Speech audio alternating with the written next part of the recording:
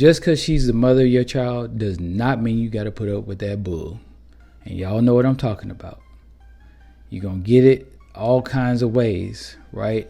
And one of the things you need to realize is in this very moment, there's a lot of emotion in what's going on. That's for you too, right? There's a lot of emotion going on. And so when you think about her as the mother of your child, she's no longer necessarily the mother of your child that you're dealing with. She's kind of a different woman at this point, right? And here's the thing. Women know that there is some bias in court, right? At least some of them know, right? So you got to be wary of that.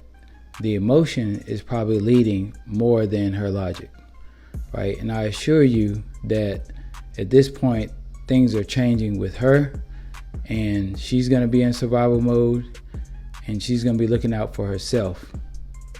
All right, so what does that mean for you? It's 3 things I want you to keep in mind when we start talking about this. You don't want to do like I did and tie your own hands, all right, and end up in a place where you're now trying to recover and it was unnecessary. All right, so let me explain what I'm talking about before I go into those 3 things. So my thought pattern was, hey, this is the mother of my child. This is the woman that I love. So I should give her as much as I can so that she'll be straight. Why? Because that seemed like the right thing to do, right? A lot of us men out here, especially those who are trying to do right, we figure, hey, I'll look out for her. I can always, we like to self-suffer. I don't even know how you want to say that, but self-inflict suffering upon ourselves. But basically, I was like, you know what? Let her have the house. Let her have this. Let her have that. I'll take basically nothing but a lot of debt. A car, whatever I need to survive right now. But essentially, look out for her. Yeah, well, that probably wasn't the best thing for me in the long run. So I don't want you to sit here and be like me. All right, so to the 3 things. Number 1, you need proper legal representation. And when I say proper, you really got to vet out the people that you're going to look at as a lawyer or as an attorney to make sure that they're going to have your best interest in mind, right? So you'll find that just like all of us, attorneys are people too. Right? I know that sounds funny saying that, but attorneys are people too.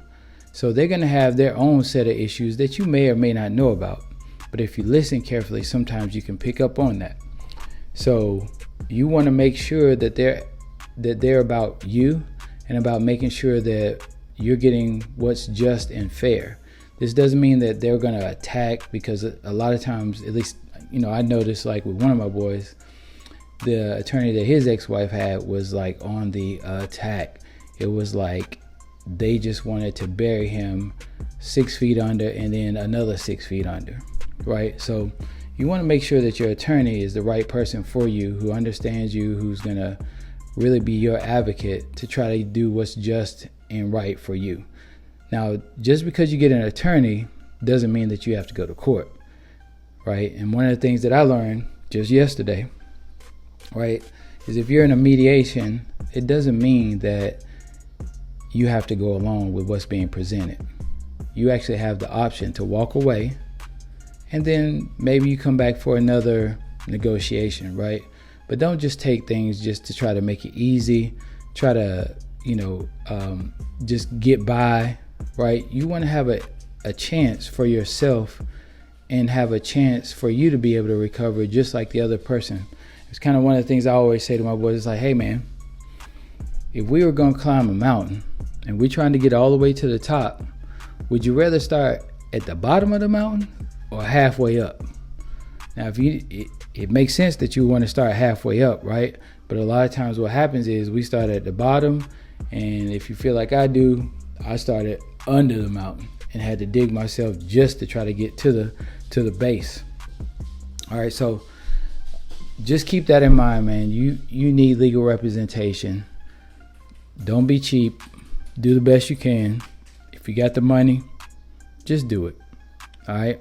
Number 2, understand that you have to change your mindset about this and understand that it is business. Okay. So when you're separated and you're going through that divorce and you're trying to figure out this and negotiate and blah, blah, blah, blah, it becomes business.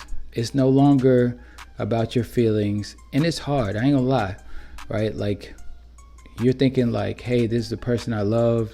You care about this person, whatever. At least that's how I felt. It's like, how would you end up being in these predicaments, right? How could you not just be civil? But a lot of times, man, in my case, wasn't even the worst amongst me, right? The horror stories I heard, I'm like, yo, that's crazy. Like, wait, as my man Jay said, it was all good just a week ago.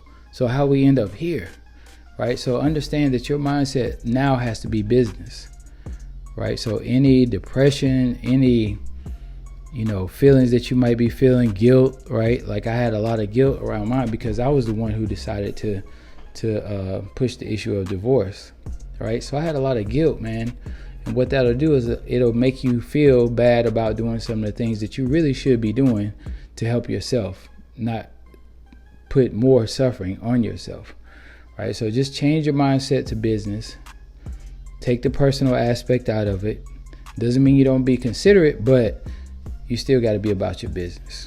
Because I guarantee you on the other side of things, whether it's being driven by the attorney or by her, it's about business at that point. All right. So number 3, you still need to do right by you. Right. Otherwise, you're going to end up suffering, bro. Like, you still got to do right by you. You still have to do the things that are right for you. Your kids are going to be all right. They're going to make it through. They're going to be able to recover. Kids are resilient, right? They see what's going on. They know, right? They already know. They already knew what was going on a long time ago.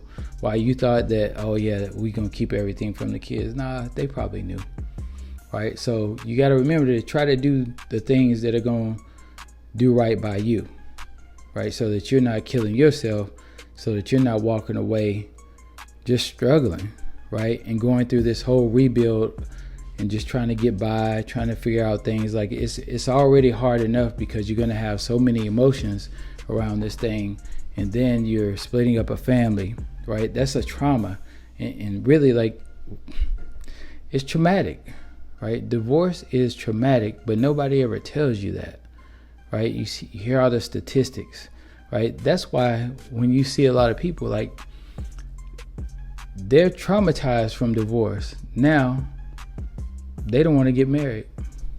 I'm raising my hand. Like, I was like, nah, not me. You can forget it. Don't even look at me funny, right? Don't even say the word. I'll punch you dead in your face. That's how bad I was. It's like, nah, I ain't trying to hear that. Because I'm sitting there thinking like, dang, if this how it is getting divorced, if I got divorced again, what makes me think that any woman wouldn't do this again? Especially considering all the horror stories you hear. It's kind of hard for a man to be like, yeah, I want to do that. Nah, I don't want to do that shit again. Oh, yeah, you know what I'm saying? Right? I might have to beat that out, but like, I don't want to do that again.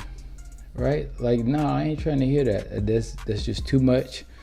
Right? And so just remember, fellas, like, just because it's your mother, just because she's the mother of your child, doesn't mean that you gotta deal with a bunch of bull.